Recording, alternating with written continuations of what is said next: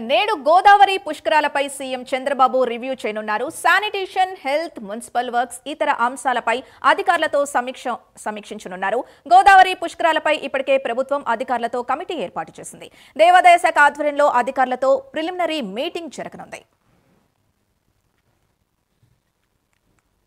ఇదే అంశానికి సంబంధించి పూర్తి డీటెయిల్స్ మా కరెస్పాండెంట్ శ్రీహరి అందిస్తారు.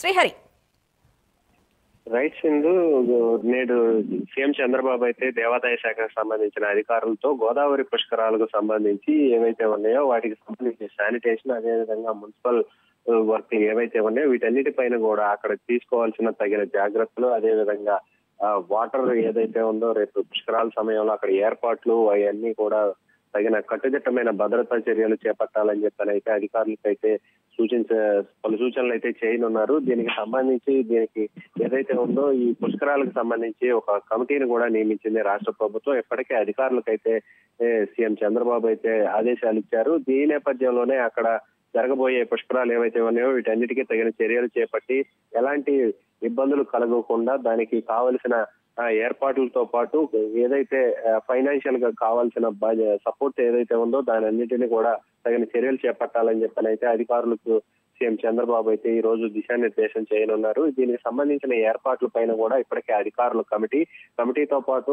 మంత్రివర్గం ఏదైతే ఉందో మంత్రివర్గంలో దేవాదాయ శాఖ మంత్రి ఏదైతే ఉందో మంత్రికి కూడా కొంత సూచనలు అయితే సూచించారు. దీంతో పాటు ఈ రోజు దేవాదాయ శాఖ అధికారులు, అదేవిధంగా మున్సిపల్ శాఖకు చెందిన అధికారులతో అయితే సమీక్ష సమావేశం అయితే నిర్వహిస్తారు. దీంట్లో పలు దిశానిర్దేశం అయితే చేయబోతున్నారు. Sindhu, right, thank you Srihari.